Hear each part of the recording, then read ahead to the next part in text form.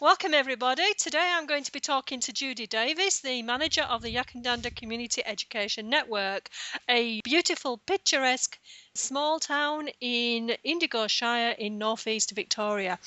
And Judy is absolutely fantastic at doing everyday normal things in the most ridiculous way. And just recently, Judy and the Yackandandah Community Education Network and the whole town of Yackandandah successfully smashed the world bunting record. So I'd like to introduce Judy. And Judy, could you tell us what prompted you to even consider the bunting world record? Well, hi Pat and everybody. The World Bunting Record. Wow. It was actually a mad moment I had in the office in wanting to do something to open a craft fair that I wanted to organise in town. One of the new things that we're looking at is actually raising a bit of money for the centre, but doing it differently. So we're looking at organising events that involve the community a lot. So really, community engagement projects is something that we're getting far more focused on. And the first one that I did was a Christmas fair, which was held here in the town and was something that I wanted to do very, very specifically. This is a very arty, crafty town, so I knew that people would want to get involved in it. But it had to be different because we sit in the most beautiful area, which is actually swamped to some degree with art and craft fairs and markets and all those sorts of things. So I had to make it different. Why would people want to come to our beautiful town and come along to this market? So I thought, okay, we've got to do something that's going to announce this craft fair and Christmas fair and bring people in. And I thought, I know what, we'll do a world record. Why not? We'll just do a world record. And it sort of went from there. So that was the idea. I sat in the office on my own one day thinking, right, what are we going to do that's going to be different? And that was what it was. I came up with a world record, and that went on to, well, what sort of record can we do? And I know that there are lots of people in town who like to sew. We have a quilting group here. We have a lot of individual people who do sewing for charities and organisations like the local hospital. They make things for the hospital. And anything that we've done that involves quilting or craft or crocheting or sewing has usually been quite well attended. So I thought, okay, it's got to be something with sewing. And the only thing I thought of sort of fairly instantly actually was bunting. Being English, I'm very used to having bunting around me. It's something that the English do very, very well. And it's something from a young child I learned meant fun. If bunting's up and you see bunting displayed, it means something is happening and something's going on, and it's going to be quite good fun. So that was my association with bunting. I then went on the internet and had a look at what the world record was for bunting, and it was only 4,000 something meters of bunting. And I thought, yeah, we can do that. That'd be easy. I'm sure we could do that. 4,000 meters plus of bunting, yeah. And it's a small town in southern England called Tor Point, which I actually know. It's a beautiful little village. Fishing area, and I thought, yeah, we'll take it off the UK. We'll take the world record from the UK and make it an Australian one and a Yackandandah one. I discussed this idea with someone who came into my office, and she was as equally as crazy as me and went, yes, let's do it. It's a fantastic idea. The idea with the bunting as well sort of grew quite quickly into how I could engage other groups and organisations within the town and surrounding areas. We could ask schools to make a contribution. For bunting, they could either design their own flags and send them in to us with children's names on for the classes or the school itself, or they could make their own length of bunting, which could be added to the total length, and then at the end of it, they could have it back as sort of a memento for their involvement in the world record, which I was pretty convinced we could do to start with. Then I sort of spoke to a few other people. They were equally as crazy, thought it was a mad idea, but bought into it completely. And that's how it started. We started having little bunting parties, which was a Friday night of about an hour. People came in. There were 4 of us originally, one with a sewing machine, a couple of us with scissors, and we had some material from our op shop. But this grew hugely and so quickly into one of the biggest community activities and events I have ever been involved in. So, Judy, people will be asking, how did you achieve this? Were there any financial contributions, and how did business get involved? That's a very interesting question. There was no thought in my mind whatsoever that there would be any financial involvement from anybody. This was going to be a community thing. It was going to be about recycling because we have an op shop here at the centre, and with some of the additional clothes and things that we can't sell because of their condition, we were going to use those, and we were going to ask people to make donations. There wasn't going to be any. However, the making of the bunting just took off so quickly that we actually ran out of the material and thing that we had. So we then actually put out a request for people if they had any material or any items of fabric or material at all that they wanted to donate. This is what we were doing with it. And boy, did we get a response. I had a motel that were changing all their bedding, and this lady rang me, and this was in Beechworth, and she said, would you like us to, can you use our bedding and stuff? And I said yes, and a truckload of it arrived. I was absolutely overwhelmed by what actually arrived. I thought it was too much, but we did use that and more. Also, a couple of businesses heard that we were running out of bias binding, and we were making bias binding at one stage, but we were just running out of it. We were using so much. So a couple of businesses in town spoke to me and said, look, we can't contribute with material or things like that, but we can actually give you some money and you can go and buy some things if you want to. Now, one of the things that we did with the money from the organisations was we were finding that ladies who were more professional in their sort of sewing, etc., were using these wonderful things called cutting wheels that could cut out our triangles so quickly, but the cutting wheels were becoming very blunt, and I didn't want really for anybody to have to pay anything or use anything of their own. So this money that we got, we actually bought some cutting wheels. We had ladies' scissors sharpened. We bought lots of needles for the sewing machines because they broke in some of the material. A lot of our local businesses donated a lot of money to help provide sort of backup services, I suppose, for this team of people that were doing this incredible thing. And they are very, very keen, because of the success of this, to help us again. So we already have sort of a financial support for whatever our next project is, which is absolutely outstanding. Okay, so can you tell us a little bit more about how you managed to engage the different groups and the kind of support that you got up to the setting up of the world record itself? Yeah, it was actually very easy to get people involved, and I don't know whether that says something about our crazy little town here, but what I did was, once I realised that this was a particular project that so many people could get involved in, whether they were skilled or unskilled, your actual skill level was relatively small. So that meant that it was open to a huge number of people, and they could make a contribution in any way, sort of a big way or a small way, but they could make a contribution. So therefore, it was the ideal type of project to offer to the community and people in the surrounding areas to see if they wanted to be part of it. And I wrote to the schools, I wrote to the community centres, and spoke to an awful lot of people and said, hey, look, this is what we're doing. Do you want to be a part of it? And this is how you can be part of it. And I think by telling people that they could be a part of it, even in a small way, just by cutting out of the material, they could make a huge contribution to what we were trying to achieve.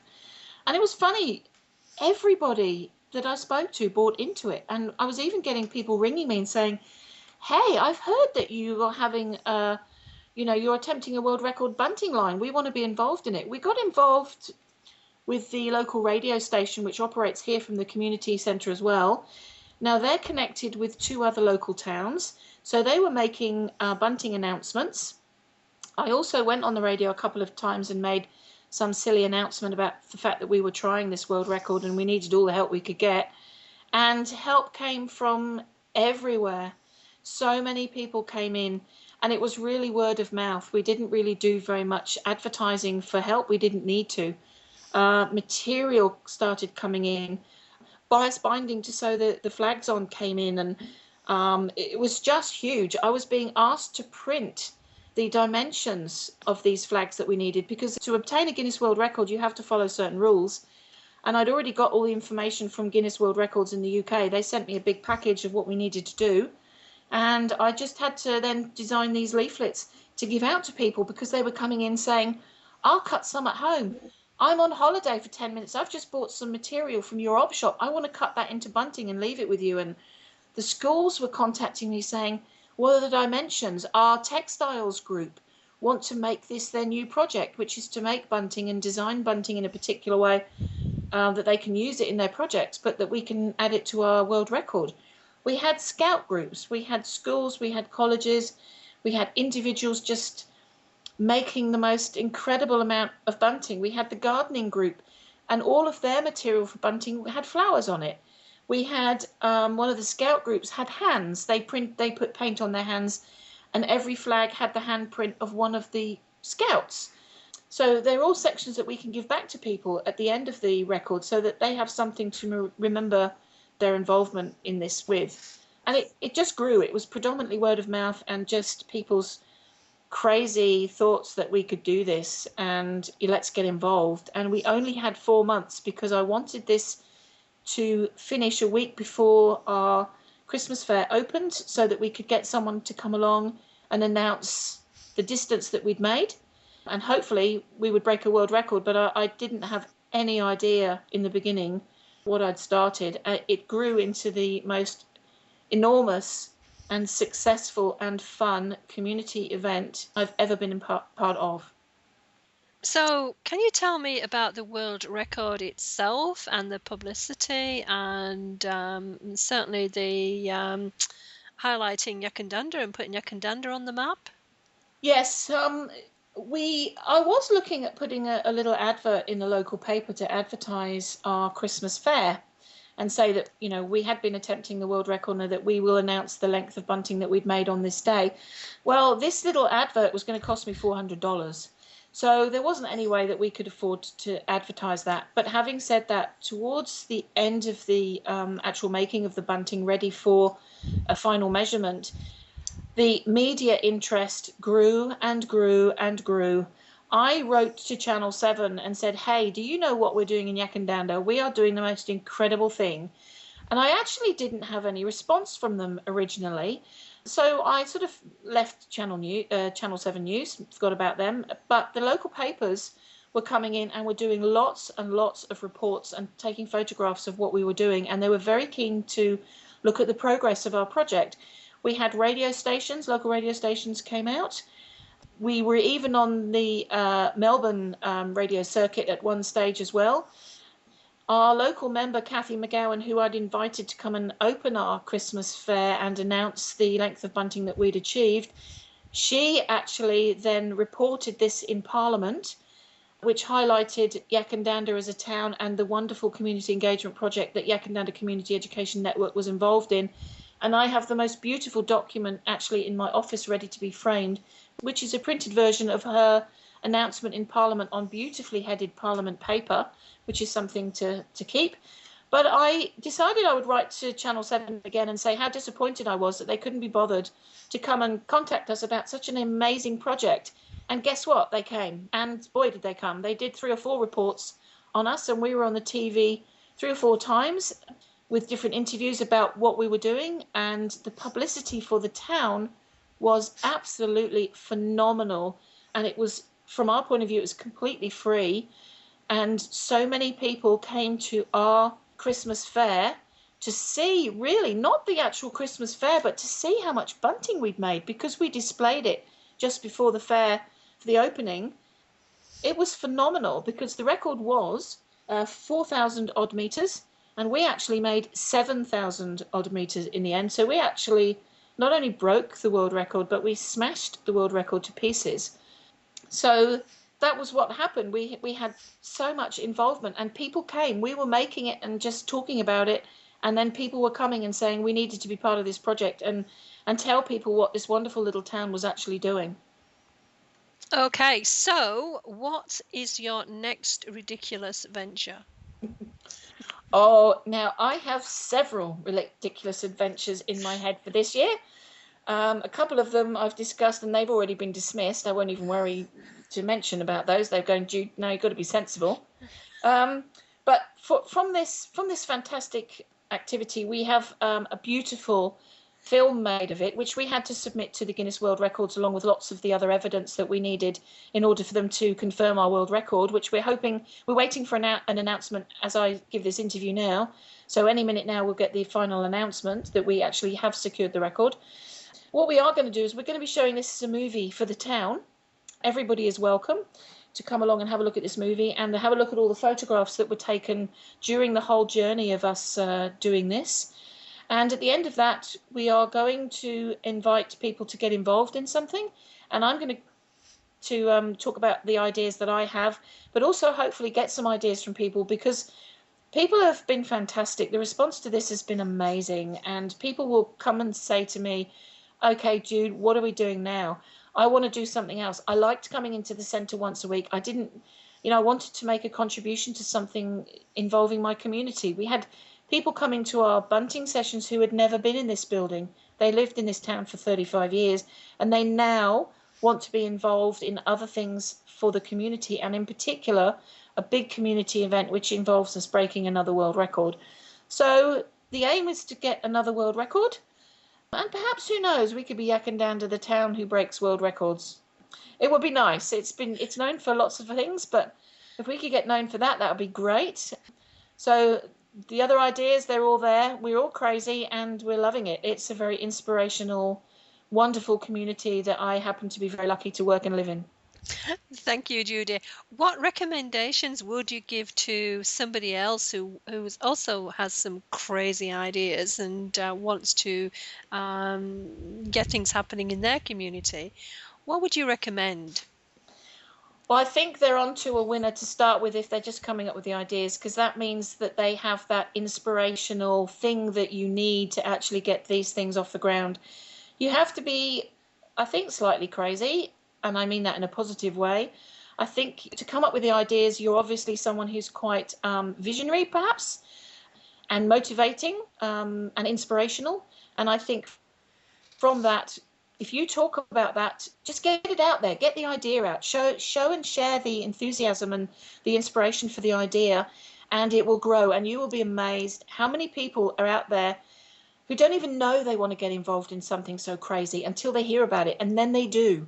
We had people in our project who didn't want to get involved in the sewing, but they wanted to get involved in the displaying and showing off of it, of the bunting. I mean, I had a whole team called the Ocean's 11 team, they named themselves. I have to say, I didn't name them that, they did, which was a group of older gentlemen in town. They came with their ladders and they came with their special devices they'd made in their sheds, which have hooks on and they could extend so they could hang the bunting up in trees. And we had one gentleman who was small enough to crawl under a drain because some of our bunting went under the street instead of over it. It was a whole team. They didn't want to do the sewing, but they wanted to be involved in the project. And some of these people are very sensible people in their normal everyday lives. However, being inspired by this project, they became equally crazy, but that was what they wanted to do. And you were amazed. If somebody can come up with the idea, that's the person you need, who will need to just get it out there, get the message out there, get the idea out there, and the people will come and the ideas will come. That's what I did, and it was amazing. It was beyond my dream, really, and overwhelming. It was overwhelming, the support, the enthusiasm, the inspirational ideas, and the whole event was just absolutely incredible. But it was about the people involved. But that comes from that one idea. Once you've got the idea, that's it. You're there. Well, Judy, that was absolutely amazing. I think that we've learned a lot from you today. We're certainly motivated and certainly inspired, and the crazy ones among us will certainly have our ideas. And then thank you very much for sharing your story with us and the story of Yackandandah and its contribution. And we look forward to seeing your next world record breaking ventures. Thank you very much, Judy. Thank you very much, Pat.